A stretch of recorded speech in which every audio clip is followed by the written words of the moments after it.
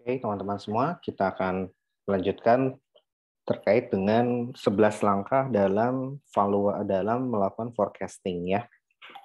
Oke, nah pertama, dalam melakukan forecasting, kalau ini kita mengacu ke Penman ya, ada 11 langkah. Jadi langkah pertama, sebelum langkah pertama malah saya ya, langkah ke-0 itu pada dasarnya kita harus memahami bahwa dalam melakukan forecasting ya, yang metode terbaik adalah ya ini comprehensive forecast ya. Forecasting yang komprehensif. Nah, apa maksudnya forecasting yang komprehensif ya? Maka kita ya karena apa? Ini kaitannya dengan si valuasi nantinya ya. Valuasi untuk mulai intrinsic value ada 3 yang nanti akan kita gunakan ya. Berbasis earnings ya, berbasis operating income ya. Earnings sama operating income agak sedikit berbeda ya. Nah, kalau earnings ini dia apa namanya sesudah dikurangi dengan investasi ya. Nah, seperti itu. Kemudian kalau operating income ini sebelum dikurangi dan investasi ya. Nah, kemudian juga ada, tapi ini bisa saya simpulkan bahwa ini pada dasarnya adalah earnings juga gitu ya. Nah, ini yang pertama. Nah, yang kedua itu berbasis cash flow ya, cash flow yang tersisa gitu ya, yang tersedia untuk nanti didistribusikan kepada si pemegang saham ya dan kepada si debt holders. Nah, yang ketiga berbasis dividen. Nah, sebetulnya ini adalah output utama dari forecasting karena ini nanti akan kita gunakan dalam valuasi ya, dalam valuasi saham untuk melihat nilai intrinsiknya. Kalau earnings ini berbasisnya berarti discounted abnormal earnings sama discounted abnormal income ya, discounted operating income, abnormal operating income. Kalau ini berarti DCF, depannya kasih discounted cash flow. Nah, kalau ini berarti discounted dividend model gitu ya, DD. Nah, seperti itu. Jadi terus kalau gitu kenapa kita tidak memforecasting hanya 3 ini aja, Pak? Nah, jawabannya adalah ya ini. Kata Arus Subramanian, yang lebih baik adalah kalau kita melakukan comprehensive forecasting. Artinya, kalau kita melihat bahwa ini semua pada dasarnya hanyalah akun yang ada di dalam income statement.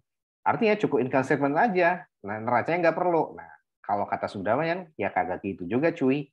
Ya, yang paling bagus adalah yang lebih komprehensif. Artinya neraca juga ikut di forecast. Jadi kesimpulannya adalah tidak hanya earnings doang yang di forecast, tapi juga ya kalau cash flow udah pasti ya. Ya, karena kenapa? Karena nanti kita akan menghitung DCF ya. Dasar dari valuasi dengan menggunakan discounted cash flow adalah kita harus menghitung cash flow-nya dulu. Nah, dan juga balance sheet forecast ya seperti itu. Artinya lengkap. Jangan hanya yang berkaitan dengan valuasi saja gitu ya. Nah, kenapa? Karena kita juga harus mampu melihat dampaknya dari forecasting kita terhadap berbagai macam akun yang ada di dalam laporan keuangan. Seperti itu ya, termasuk di dalam neraca. Nah, kemudian dalam melakukan forecasting kita juga harus menghindari ya, jangan sampai asumsi-asumsi yang kita bangun itu nggak masuk akal gitu ya. Nah, maka misalkan contohnya ya, kita ingin memforecasting sales misalkan 20%. Nah, kok bisa 20%? Bisnis strateginya udah mendukung kok, Pak. Oh, oke. Nah, tapi jangan lupa lihat juga level dari working capital. Kalau level working capital itu adalah current asset dikurang current liability, gitu ya. Nah, kalau ini positif nggak? Kalau dia positif, artinya kita lihat tren selama beberapa tahun ke belakang, misalkan 3 tahun ke belakang. Berapa nih rata-rata kenaikan aset working capitalnya? Let's say naik turun gitu ya. Kalau kita rata-rata kan mungkin sekitar plus nih ya, plus 5%. Nah, maka ya kita juga jangan semena-mena bisa 20% gitu ya. Artinya apa? Kan di laporan tahunannya itu positif banget Pak si manajemen bilangnya bahwa itu pasti akan naik 20%. Nah, kita jangan termakan gitu ya. Kita juga jangan langsung telan mentah-mentah dengan apa yang tercantum di laporan manajemen atau di laporan tahunan gitu. Karena itu basisnya pasti optimistik gitu ya. Nah, kita harus lihat juga jangan lupa bahwa jangan sampai mengabaikan juga si data historis ya. Nah, jadi penting melihat data historis itu, melihat trennya dan sebagainya itu penting ya. Nanti kita perkuat dengan argumen yang tercantum di laporan tahunan. Nah, make sense nggak tuh? Kalau nggak make sense ya tentunya nanti forecasting sales kita tidak sampai 20%, tapi mungkin bisa di sekitar 5% mungkin, ya 6% mungkin ya nggak jauh-jauh lah dari 5% gitu ya. Seperti itu. Nah, itu yang mesti kalian pahami ya. Nah, kemudian ini adalah 11 langkah Penman ya yang dilakukan oleh Penman. Nah, yang pertama tentunya kita harus melakukan forecasting dari sales ya. Nah, berapa penjualan yang akan terjadi di tahun yang akan datang. 3 tahun kemudian gitu ya. Tahun pertama, tahun kedua sama tahun ketiga gitu ya. Nah, itu berapa penjualannya nilainya? Nah, tentunya kita harus mengalihkan antara penjualan tahun sebelumnya dikali dengan sales growth rate. Nah, ya tadi ya, 10 misalkan sales growth-nya 6% gitu ya. Ya berarti 6% ini prediksi pertumbuhan di masa yang akan datang ya. Dan kita bisa melihat prediksinya apakah konstan atau tidak. Sebetulnya kita bisa atur, bisa konstan gitu ya. Kalau kita mau belajar pertama kali ya konstan dulu aja 6% selama 3 tahun ke depan. Jadi selama tahun pertama sampai tahun ketiga itu sama 6% misalkan ya. Atau nanti kalau udah lebih advance lagi bisa berubah-berubah. Tahun pertama 6%, tahun kedua bisa 7%, tahun ketiga bisa 5% misalkan ya. Nah, tetapi di sini secara rata-rata adalah sekitar 5%-an gitu kan ya. Nah, seperti itu. Nah, ini bisa seperti itu karena kan yang kita prediksikan sales growth rate itu dari mana? Nah, gitu ya. Nah, ini jawabannya. Dia berasal dari si data historis gitu ya. Nah, data historis jadi average sales growth ya selama beberapa tahun terakhir ya. Dan kita bisa melihat selama ya melakukan rata-rata selama 3 sampai 10 tahun ya. 10 tahun ke belakang ya, karena kita untuk menghitung rata-rata berapa rata-rata yang akan kita gunakan, ambil minimal 3 sampai 10 tahun ke belakang ya, ke belakang ke sini ya. Nah, kalau posisinya sekarang di 2000, let's say 2025 gitu ya, misalkan sekarang ya. Berarti 3 tahun ke belakang berapa? 2024, 2023 sama 2022. Nah, ini seperti ini kita forecastingnya ke belakang. Ya, jadi begitu juga bukan forecasting kalau ke belakang ya. Kita menghitung rata-rata 3 tahun ke belakang. Begitu juga dengan forecasting, kita menghitung rata-rata 3 tahun ke depan. Nah, seperti itu ya. Jadi kenapa 3 tahun minimal ya 3 sampai 10 maksimalnya? Karena kalau kita lihat penelitian di Amerika sana, sales growth ini mau dia akan mulai stabil nilainya ketika di posisi tahun ketiga ya. Nah, sampai tahun ke-10. Nah, semakin ke sini tentunya akan semakin stabil nanti ya. Nah, seperti itu ya. Nah, ini adalah berdasarkan hasil penelitian di Amerika ya. Jadi kalau gitu ya udah cukup 3 sampai 10 tahun aja karena toh semakin lama juga semakin ya nilai sisa usulnya juga semakin ini ya semakin kecil gitu ya, seperti itu. Nah, jadi pada dasarnya sales growth itu pertama bisa menggunakan rata-rata dari 3 sampai 10 tahun ke belakang ditambah dengan GDP, Gross Domestic Product ya, atau inflasi mungkin ya, expected growth ya, lihat inflasi ya, mungkin inflasi beberapa tahun ke belakang berapa ya, kemudian GDP-nya juga berapa, misalkan 10%, misalkan ini 7%, inflasinya di angka 2% gitu ya. Nah, kemudian average growth-nya adalah 6% gitu ya. Ya udah rata-ratain aja semua gitu. Ya boleh kayak gitu ya. Karena ini mempertimbangkan faktor semuanya berarti. Itu boleh seperti itu. Atau kalian mau diturunin gitu ya. Diturunin misalkan ya 5% aja deh gitu. Itu juga bisa. Nah, seperti itu. Jadi pada dasarnya untuk menentukan sales growth itu ya bisa dengan mempertimbangkan faktor internal yaitu dengan sales growth beberapa tahun terakhir atau faktor eksternal ya dari bagaimana pertumbuhan ekonomi di negeri kita. Nah, itu yang pertama ya. Jadi untuk memprediksi ya 3 tahun ke depan memforecasting kita menggunakan data historis atau menggunakan data eksternal ya dari rata-rata GDP 3 tahun ke belakang juga berarti ya sama rata inflasi 3 tahun ke belakang juga ya. Nah, seperti itu. Terus bisa nggak berubah-berubah Pak nanti? Nah, jadi ketika rata-ratanya let's say di setting 5% ya. Nah, maka kita bisa memforecasting misalkan 5% untuk tahun 2024, 25, 26. Nah, ini bisa sama semua. Nah, atau kita bisa juga berubah-berubah 15, 2024, 6, 2026, 4 gitu ya. Nah, artinya on average tetap 5 gitu ya. Nah, seperti itu. Nah, bisa berbagai macam metode ya. Seperti itu. Nah, oke. Nah, kemudian itu langkah pertama. Langkah kedua, kita melakukan forecasting dari asset turnover ya dan menghitung net operating asset. Seperti itu ya.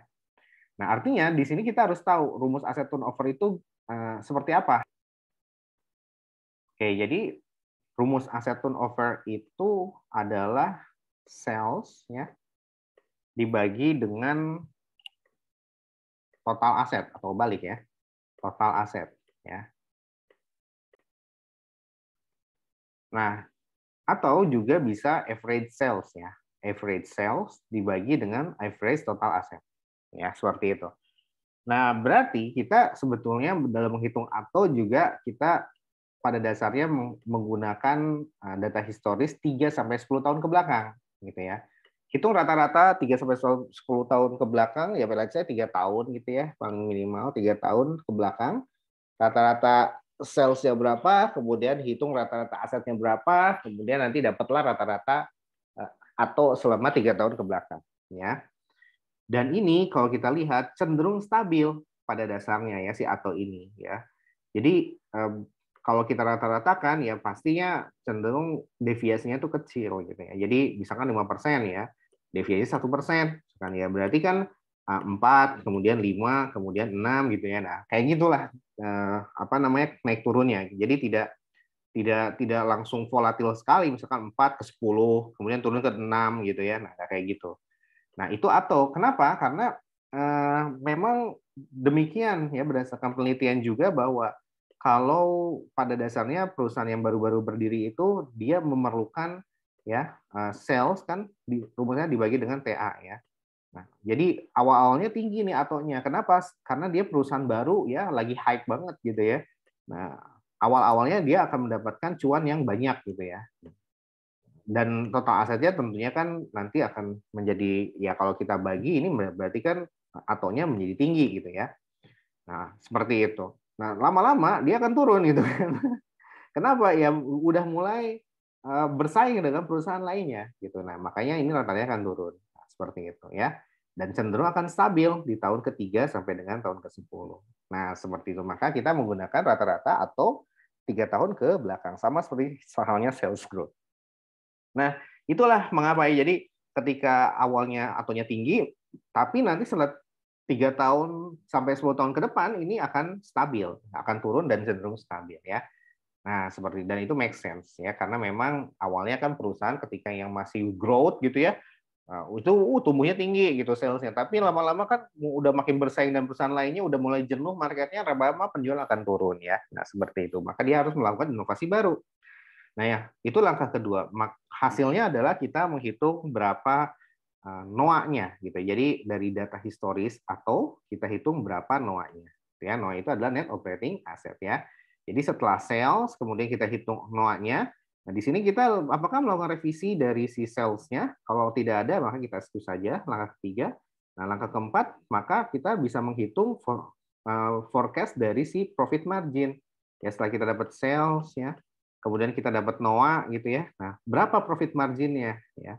Nah, kemudian juga kita menghitung berapa nilai dari NOPAT. Nah, sama seperti langkah kedua, forecast profit margin itu berarti kita menghitung rata-rata profit margin 3 sampai 10 tahun ke belakang ya. Untuk apa? Untuk mendapatkan nilai dari NOPAT, net operating profit after tax. Nah, ini kalau bahasa akuntansinya adalah net income ya. Nah, seperti itu. Artinya apa? Dari ketika kita mendapatkan sales, ya, kita mendapatkan profit margin, ya. Artinya apa? Artinya adalah kita nanti mengonversikan dari sales ini setelah dikurangi biaya-biaya dan sebagainya, gitu ya. Ini berapa nanti net income-nya atau labanya? Nah, itulah yang dimaksud dengan net operating profit after tax. Tapi laba after tax ya kalau net income ya. Nah, seperti itu. Kemudian di sini kita harus memahami juga berarti yang kita akan proyeksikan, yang akan kita hitung rata-ratanya adalah profit margin-nya dulu. Jadi menentukan profit margin itu penting untuk mendapatkan nilai NOPAT yang akurat gitu ya. Nah, seperti itu. Dan di sini ya kalau kita melihat bahwa profit margin itu sebenarnya variabel dari si return on equity ya. Kalau kita lihat rumus DuPont gitu ya. Nah, itu kita bisa melihat bahwasanya memang untuk kalau kita breakdown gitu ya, ada unsur ROE-nya, return on equity. Ya, ROE ini kan sebetulnya adalah net income dibagi dengan total ekuitas, book value of equity gitu ya. Nah, seperti itu.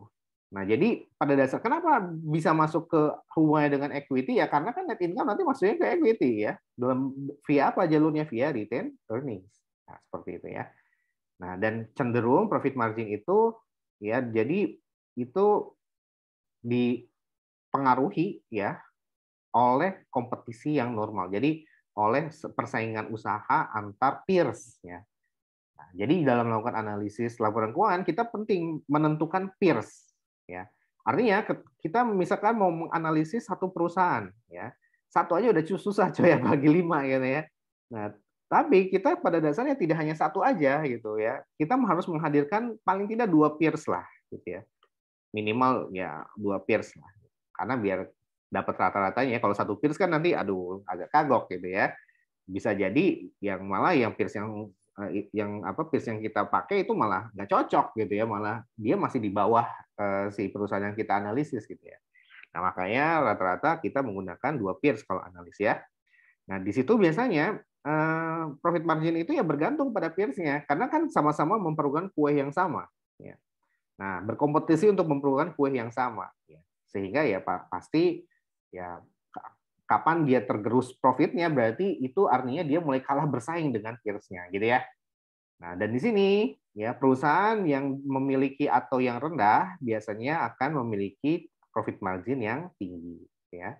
Nah, jadi kalau atau tadi kan sales dibagi dengan si total aset gitu ya. Total aset ya TA. Artinya apa? Kalau low atau berarti sales-nya kecil gitu ya. TA-nya tinggi. Nah, atau bisa kebalikannya lah ya. Sales-nya tetap, TA-nya tinggi. Bisa jadi seperti itu. Ya. Nah, cenderung memiliki profit margin yang tinggi. Ya, cenderung memiliki profit margin yang tinggi. Nah, dibandingkan dengan perusahaan yang profit yang sales-nya tinggi, nah, cenderung profit margin-nya rendah. Nah, seperti itu ya. Nah, kenapa demikian? Nah, ini juga dari hasil penelitian ya. Kita bisa lihat di sini ya. Dari beberapa perusahaan di Amerika dari rentang waktu 84 sampai 2001. Nah, ini seiring dengan berjalannya waktu gitu ya. Ya, ini NOPAT ini 3 sampai 10 tahun akan stabil ya. Nah, seperti itu. Nah, dan ini rata-rata ternyata NOPAT yang yang high atau yang low atau gitu ya. Maka dia akan memiliki high profit margin. Nah, ini sama dengan grafik yang atas tadi bahwa ketika awal-awal perusahaan baru berdiri gitu ya kan, atonya kan tinggi ya, sehingga nanti akan cenderung turun dan stabil ya. Nah, seperti itunya. Atonya tinggi itu tapi kemudian akan turun dan cenderung stabil ya. Nah, biasanya kenapa demikian, Pak? Ya karena pertama pada saat awal perusahaan berdiri dia akan menggenjot sales ya. Otomatis sales akan digenjot, expense juga akan tinggi gitu ya. Nah, itu kalau tahun-tahun awal, 2 tahun pertama, expense juga akan tinggi. Nah, sehingga net income-nya cenderung akan kecil. Nah, ya, seperti itu. Nah, ini reasoning-nya. Kemudian kalau dia udah berjalan di 3 sampai 10 tahun, perusahaan semakin stabil, artinya expense ini bisa semakin efisien, bisa semakin ditekan ke bawah. Nah, seperti that's why nanti net income-nya akan naik. Walaupun sales-nya nanti pertumbuhannya tidak akan selalu tinggi. Misalkan yang tahun pertama sama kedua 20%. Tahun ketiga ya mungkin 10% atau nanti stabil di 7%. Artinya apa? Sales-nya tetap, tapi expense-nya berkurang, otomatis net income-nya akan naik. Gitu ya.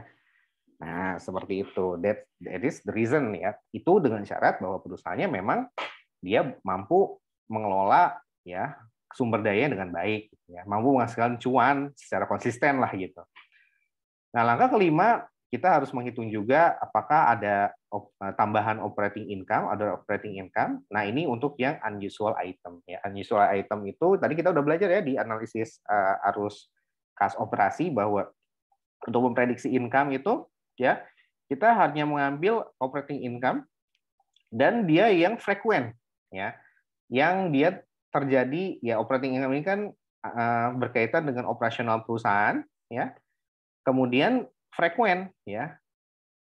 Cenderung ada terus gitu ya. Ada juga yang dia berkaitan dengan operasional perusahaan tetapi dia infrequent.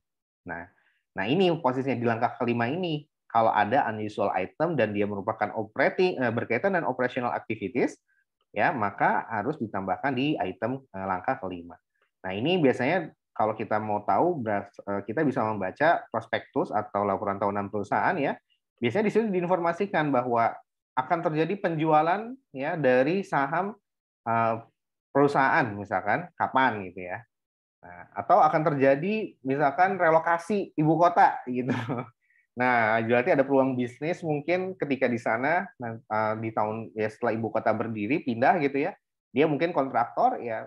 Pada saat itu mungkin dia bisa mengambil pangsa pasar untuk membangun ibu kota baru gitu ya, misalkan. Nah, pada saat dan itu kan berkaitan dengan operasional dia, tetapi kan tidak setiap saat ibu kota itu pindah ya kan. Maka itu unusual item. Nah, maka di langkah kelima ditambahkan kalau ada, kalau nggak ada ya nggak usah.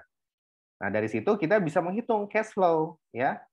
Gimana caranya? Ada NOPAT dikurangi dengan perubahan dari si net operating assetnya ya. Artinya di sini cash flow itu ini cash flow from operating activities ya. Jadi itu setelah dikurangi jadi cash flow from operating dikurangi kan NOPAT itu adalah operating ya. Dikurangi dengan investasi gitu ya. Nah, sama dengan cash flow from apa yang kita akan peroleh dari financing activities. Nah, seperti itu, ya. Jadi itu idenya. Jadi ini free cash flow ya setelah dikurangi dengan aktivitas investasi. Ya, change in NOA itu kan aktivitas investasi. NOPAT itu adalah net income berasal dari operasional perusahaan, ya. Jadi ini menghasilkan kas yang tersedia untuk financing activities, untuk aktivitas pendanaan. Artinya apa? Kas yang tersedia untuk membayar dividen dan untuk membayar utang dan beserta bunganya, gitu ya. Nah, maka dari sini kita financing ini kan ada dua, satu dividen, yang satu ini adalah equity ya, ya dividen lah ya, dividen. Yang satu ini adalah interest expense dan prinsipalnya, gitu ya. Nah, ini dividen untuk equity shareholders yang interest expense dan debt principal ini untuk debt holders gitu ya. Nah, seperti itu. Nah, maka di langkah ke-6, langkah ke-7 kita menghitung kalau gitu dividennya dulu kita hitung. Gitu ya. Baru nanti sisanya adalah untuk pembayaran prinsipal sama interest dari si utang perusahaan. Nah, di sini berarti kita harus menghitung di langkah ke-7 untuk mengetahui berapa dividen, maka kita harus melakukan forecasting dari dividen payout ratio-nya. Nah, sama yang namanya forecast dan forecast ya. Di atas juga ada forecast ya. Maka ini 3 sampai 10 tahun ke belakang. Ya, dilihat ya berapa rata-ratanya, average-nya. Nah, di sini berarti kita harus paham bahwa dividends itu pada dasarnya adalah ya pengembalian investasi ya yang dibayarkan kepada si pemegang saham dan kita nominasikan dengan istilah D gitu ya. Nah, D ini kita ambil sebagai persentase dari si net income-nya atau NOPAT ya. Nah, dan kita harus melihat historical data ya dari dividend payout ratio ya selama 3 sampai 10 tahun ke belakang. Dan cenderung yang perusahaan bagus itu yang memberikan dividen secara stabil. Artinya apa? Nilainya tuh misalkan di 100 gitu ya. Nah, kemudian yang tahun berikutnya 2019 misalkan 100, 2020 ini misalkan 101, 2021 ini misalkan 100 lagi. Nah, cenderung yang stabil seperti ini adalah yang disukai oleh para investor. Kenapa? Lebih baik ya dikit tapi stabil daripada banyak tapi nggak tentu, gitu ya. Nah, itu yang disukai gitu. Nah, kemudian dari forecasting dividen payout ratio gitu ya, maka ketika kita udah menghitung rata-ratanya selama 3 tahun ke belakang misalkan yang paling minimal, maka kita harus lihat juga selama 3 tahun ke belakang ya bagaimana perubahan dari si financial assetnya. Ya, financial asset kan kalau namanya financial asset cuma satu, apakah dia ada equity investment atau tidak, ya. Nah, gitu ya, equity investment. Ya, jadi atau ada debt investment atau tidak gitu ya. Nah, ini yang masuk ke PSAK 71 ranahnya. Jadi investasi pada saham atau investasi pada obligasi, ya. Kalau ada, nah berarti hati-hati. Kenapa? Karena artinya perusahaan itu sebetulnya kalau dia bisa berinvestasi, membeli sekuritas gitu ya, atau membeli ya sekuritas dalam bentuk bond atau dalam bentuk saham untuk investasi, berarti dia punya duit lebih gitu. Nah, seharusnya duit lebih tersebut jangan diinvestasikan kepada financial asset, tapi diinvestasikan kepada apa? Kalau mau ya kepada operating asset, ya operating asset. Artinya apa? Nah, untuk menambah inventory misalkan, untuk menambah akun receivables misalkan seperti itu ya. Skema penjualan kredit ya. Kalau mau seperti itu, kalau mau. Dan itu yang betul gitu. Artinya apa? Ini menjamin sustainability kalau dia diinvestasikan di operating asset. Nah, jangan-jangan memang ada maksud kalau dia diinvestasikan ke financial asset. Nah, begitu cara berpikir analis ya. Maka harus dilihat, oh selama 3 tahun ke belakang ada nggak nih financial asset berupa equity, investment in equity sama investment in debt. Kalau ada, maka lihat apakah bertambah atau tidak. Nah, kalau bertambah maka itu nggak boleh gitu ya. Ketika kita forecasting maka seharusnya gitu ya, kalau ada dua pilihan ya, excess cash ini berarti si perusahaan mampu menghasilkan cuan dari penjualannya, operational activities-nya gitu ya, aktivitas operasionalnya. Nah, maka kelebihan cuan ini bisa dua cara. Satu, diinvestasikan untuk pemegang saham, artinya pembayaran dividennya dinaikin, atau operasional asetnya dinaikin. Nah, gitu ya. Nah, maka kalau dari perspektif pemegang saham, ya tentunya lebih memilih dividennya dinaikin, gitu ya. Seperti itu. Jadi, kalau ternyata ada financial asset, maka proyeksi dividen payout kita ke depannya, ya, itu harus kita naikkan di atas dari historical datanya, gitu ya, dari historical dividend payout ratio. Let's say rata-rata average-nya itu selama 3 tahun ke belakang adalah 10% gitu ya. Nah, maka kita nanti 10% dari apa? Dari si net income gitu, dari si NOPAT. Nah, maka kalau nanti ternyata ada secara selama 3 tahun ke belakang itu ada financial asset, maka ketika nanti kita forecasting untuk tahun 2000, misalnya posisinya di tahun 2020 gitu ya. Kita forecasting untuk 2021, 2022 ya, dan seterusnya, ini kita setting bisa di 11%. Ya. Kalau untuk yang tahun 2019, 2018 kan ini 10%. Nah, maka karena ada financial asset nih, kita naikin. Nah, seperti itu. Nah, jadi salah satu dasar menaikkan DPO itu salah satunya karena memang dia memiliki investasi pada saham atau investasi pada obligasi. Nah, seperti itu. Jadi kita menghitung NOPAT ini sebagai persentase dari si dividen ini ya yang dibayarkan itu sebagai persentase dari NOPAT ya, seperti itu. Persentase dari NOPAT. NOPAT itu langkah keempat ya, seperti itu ya. Jadi merupakan persentase dari si NOPAT ya. NOPAT-nya berapa ya? Nah, nanti hasilnya adalah dividen yang dibayarkan. Nah, berapa dividen yang dibayarkan bergantung pada dividen payout ratio-nya.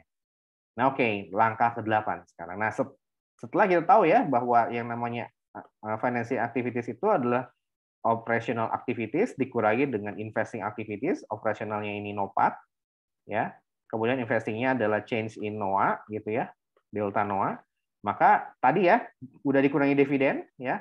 Maka ya F minus D itu sama dengan ya apa? Sama dengan si untuk si interest expense plus principal. Nah, jadi adalah kas yang tersedia untuk pembayaran hutang beserta bunga-bunganya ya. Nah, ini ya, jadi seperti itu. Jadi ini sama aja dengan rumusnya ini. Ya, jadi maka yang kas yang tersedia untuk pembayaran hutang adalah ya kas setelah kas free cash flow dikurangi dengan si D ini. Nah, seperti itu ya. Nah, sama aja dengan yang bawah. Nah, kemudian di sini berarti pada dasarnya kas yang tersisa dari kas yang sudah dibayar untuk dividen gitu ya, maka itu adalah kas yang tersedia untuk membayar si si utang, si pemberi pinjaman gitu ya. Nah, seperti itu. Nah, dan di sini kita udah bahas ya bahwa C kurang I sama dengan F ya. C-nya adalah operating cash flow, I-nya adalah investing cash flow ya. Investing cash flow-nya itu lihat dari change in NOA, Dan F-nya adalah financing cash flow ya. Dan di sini kita tadi tahu ya financing cash flow setelah dikurangi dengan si dividen menghasilkan kas yang tersedia untuk si debt holders. Nah, dari situ maka kita udah tahu nih bahwa ini adalah kas yang tersedia untuk debt holders, kita bisa hitung. Ya, kita forecast berapa net debt net after tax cost of debt gitu ya. Seperti jadi kita menghitung berapa sih berapa bunganya gitu ya, net financial expense-nya. Nah, jadi seperti itu. Pertama, caranya adalah kita menghitung yang namanya net financial expense ya, dan ini kita kalikan dengan si opening debt ya. Nah, net financial expense ini dapat dari mana ya? Dapat dari ya tadi ya, dari rata-rata atau dari berapa cost of debt-nya gitu ya, after tax ya. Nah, seperti itu. Jadi kita harus cari dulu cost of debt-nya ya. Berapa net after tax ya, cost of debt after tax ya, dengan menghitung nanti adalah ya bisa melihat ada dua cara ya. Kita bisa melihat laporan tahunan atau CLK-nya, ada berapa banyak utang yang interest bearing ya. Terus nanti kita rata-ratakan ya, hasilnya adalah berapa? Misalkan 3%. Maka ini akan yang menjadi cost of debt.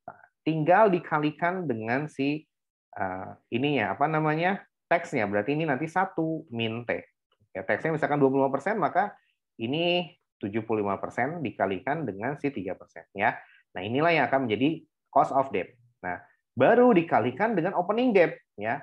Opening debt tahun sebelumnya. Nah, itulah yang akan menjadi net financial expense ya, atau si interest expense ya.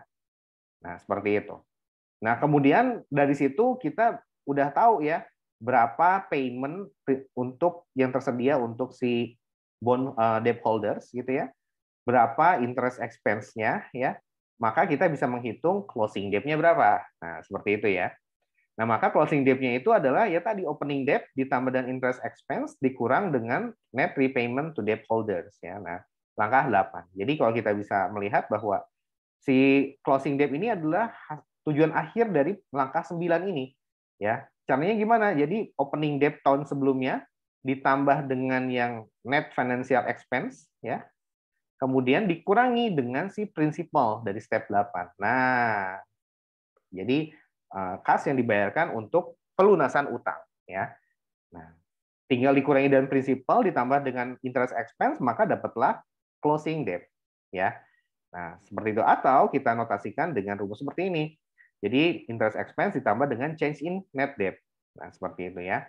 Dan kita harus hati-hati juga ya, jangan kalau di tahun-tahun sebelumnya ada financial asset, nah itu tandanya bahwa perusahaan kelebihan cash gitu ya, dan diinvestasikan di misalkan investment in equity gitu ya, in equity atau investment in bond, misalkan seperti itu. Nah, maka pada dasarnya sama halnya dengan dividen. Ketika nanti forecasting ke depannya, maka kita harus naikkan ya persentase dari si pembayaran terhadap si utangnya tentunya ya. Seperti itu. Nah, atau kita nanti bisa ditambahkan juga gitu ya. Ya, pada dasarnya jangan sampai ya utang nggak dibayar gitu. Utang nggak dibayar gitu ya. Nah, seperti itu. Jadi duit yang kas yang ada udah dipotong dividen, terus utang malah diketeng-keter gitu, malah di nggak apa namanya telat bayar ya gitu ya, atau tidak dibayar sesuai dengan apa namanya tenornya gitu. Nah, jangan sampai seperti itu. Makanya kita harus hati-hati dalam melihat financial asset gitu ya. Nah, jadi alih-alih dia melunasi utangnya, dia malah berinvestasi pada saham ya. Harusnya lunasi utang dulu baru berinvestasi. Nah, seperti itu ya. Dan kita lihat leverage juga, leverage-nya cenderung stabil ya selama 3 sampai 10 tahun ke depan ya, atau selama 3 sampai 10 tahun perusahaan yang sudah berdiri lebih dari 3 tahun cenderung stabil nanti leverage-nya. Ya, kenapa? Karena bisnisnya juga udah mulai stabil ya. Nah, itu langkah ke-9. Nah, langkah ke-10 adalah kita menghitung comprehensive income ya dengan mengurangi NFE, interest expense dari si NOPAT ya, seperti itu. Nah, ini menjadi comprehensive income ya. Di langkah ke-11 maka kita menghitung equity. Nah, dan kita harus melakukan check and balance ya. Ya, ada dua cara.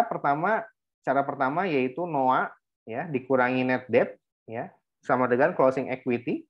Ya, ini cara pertama. Nah, yang cara kedua yang bawah, ya, opening equity ya tahun sebelumnya ditambah dengan comprehensive income. Comprehensive income di langkah ke-10 ya. Nah, yang ini di langkah ke-10. Nah, baru dikurangi dengan dividen. Dividen tadi di langkah ke berapa nih dividennya? Langkah ke-7 ya, langkah ke-7. Nah, seperti itu. Jadi bisa dari si NOA dikurangi net debt sama dengan closing equity, atau yang kedua opening equity ditambah dengan langkah ke-10 dikurangi dengan langkah ke-7 ya, seperti itu. Nah, sama dengan closing equity. Nah, ini harus sama dengan yang langkah kedua ya. Kalau beda berarti perhitungan kita salah. Nah, oke. Berarti kesimpulannya adalah dari teknik melakukan forecasting sebanyak 11 langkah tersebut ya, maka yang harus kalian perhatikan yang pertama adalah sales growth. Ya, ini poin krusialnya. Yang kedua adalah asset turnover-nya. Yang ketiga rata-rata dari profit margin. Jadi ini semua berbasis historical data ya. Average sales growth selama 3 tahun ke belakang, average atau 3 tahun ke belakang juga, average profit margin 3 tahun ke belakang juga. Apakah ada operating income, order operating income enggak ya? Ya tadi unusual infrequent items ya, yang dia ada kaitannya dengan operating income atau operating activities ya. Nah, kemudian ini juga yang keempat, lihat juga apakah berapa rata-rata dari dividen payout ratio selama 3 tahun ke belakang, dan juga kita menghitung berapa COD-nya, after tax cost of debt-nya. Ini yang kelima ya. Nah, itu semua digunakan dalam melakukan sensitivity analysis ya. Seberapa sensitif forecast yang kita lakukan dan terhadap nilai intrinsic value-nya nanti ya. Nah, nanti kita lihat berapa perubahannya. Artinya apa? Kita tinggal bermain di nomor 1, 2, 3 sampai nomor 5 ini. Kalau ini naik 1% ya. Nah, ini yang lainnya tetap, maka itu kan forecasting-nya dampaknya gimana ya, naik berapa persen. Kemudian juga dampaknya terhadap intrinsic value naik berapa persen juga gitu ya. Nah, seperti itu. Jadi itulah yang dilakukan untuk sensitivity analysis, dan ini semua dilakukan di Excel kalau bisa ya. Jadi di Excel-nya harus terhubung satu dan yang lain. Artinya ketika kita memasukkan angka yang berbeda, misalkan atonya 2%, ini 3, ini 5% gitu ya. Kemudian yang ini 6%, ini 7%. Nah, gimana dampaknya terhadap forecasting akhirnya? Kemudian bagaimana dampaknya terhadap valuasinya? Nah, itu semua harus bisa dilakukan ya, sehingga apa? Saling terhubung antar Excel-nya ya, antar row dan kolom di dalam Excel-nya, sehingga kelihatan ya seberapa sensitif si forecasting dan perhitungan yang kita lakukan. Nah, demikian 11 langkah forecasting ala Penman. Semoga bisa bermanfaat. Kita lanjutkan pada video selanjutnya bagaimana praktek di Excel-nya ya. Terima kasih.